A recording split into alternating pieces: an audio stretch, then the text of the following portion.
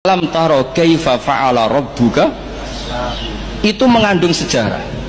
Saya cerita sedikit tentang Ashabul Fil biar kamu tahu kualitas kalimat alam taro, kata alam taro. Abraha itu ahli ekonomi. Ketika ada kafilah besar-besaran datang ke haji, ditanya itu mau kemana, mereka haji ke Ka'bah. Dia pikirannya berarti Ka'bah itu aset ekonomi karena bisa mendatangkan wisatawan. Mulane kena anggap Ka'bah iku aset ya rontok-rontok. Kengono nggih. Akhire dekne gawe saingan Ka'bah. Tengene Kules ya, teng Son'a lah.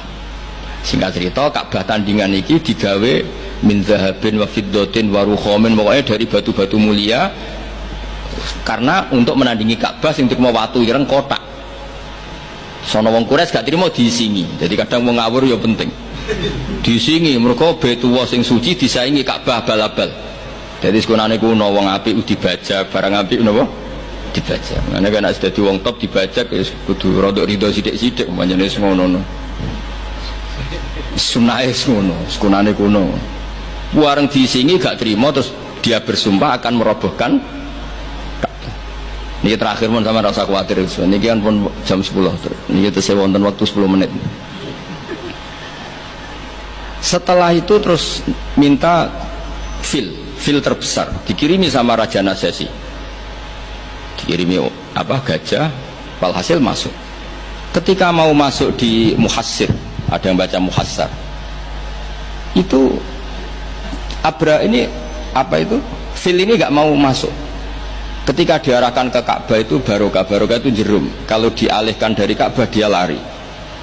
Singkat cerita dia mengumumkan bahwa dia datang tidak untuk perang tapi untuk apa?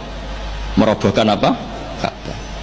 Tapi mulai dulu di mana-mana invasi itu pasti harus dapat uang, dapat jarahan. Nah yang dijarah itu diantaranya untanya Abdul Muttalib. Ini rumah enggak terus ketok kualitas alam ta'ara dibanding alfilu malfil wa ma'adruka malfil. Ketika sudah dijarah terus si Abraham orangnya baik, sosialnya baik. Tapi kafir, tapi sosialnya bagus. Dia tanya, man sayyidu hadal wadi, orang tertua di sini siapa? Abdul Muttalib. Sayyiduna Abdul Muttalib. Makanya lagi-lagi Nabi itu harus turunannya orang-orang baik. Muhammad bin Abdullah bin Muttalib itu selain orang baik itu sudah orang tokoh. Nah, untanya Abdul Muttalib jumlahnya 100 itu diantara yang disita, yang dijadikan ghanimah oleh Abraha selain unta-unta yang lain. Setelah Abdul Muttalib datang di perkemahan siapa? Abraha.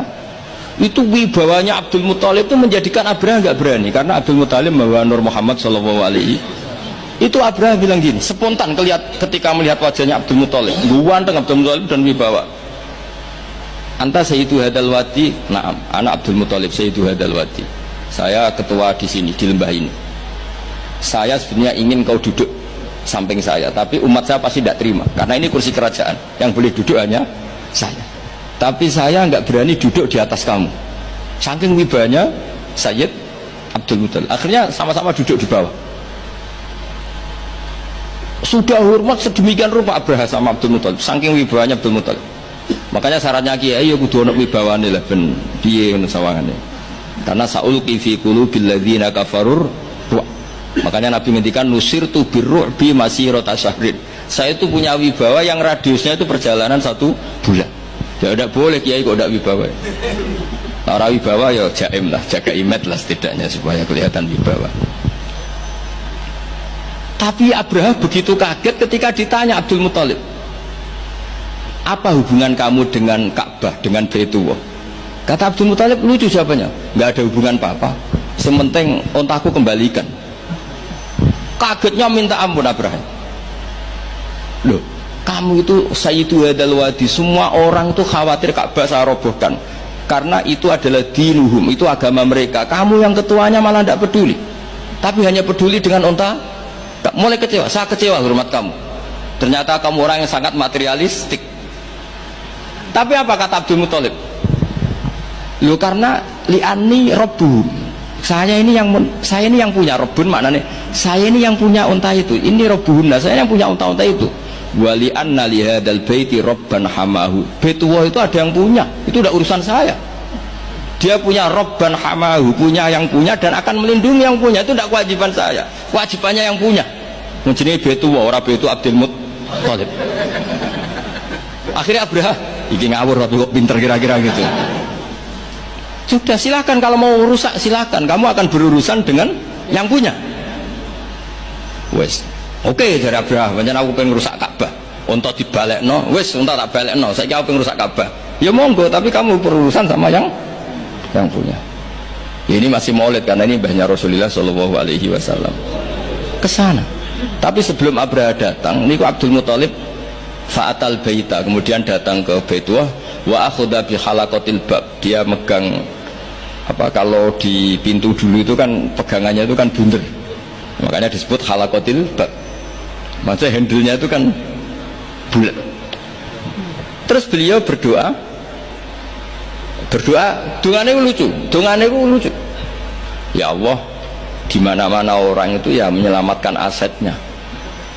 Ya, engkau harus menyelamatkan asetmu dong. Ini santai. Oleh ngomong ketika ngono tok, terus ditinggal mire.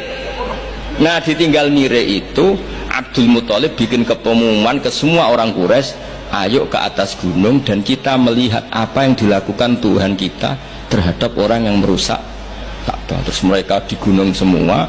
Ketika Abraham mau naik, mau merusak, terus ada burung ababil. Makanya judulnya Alam Taro. Kayak apa kualitas Quran itu?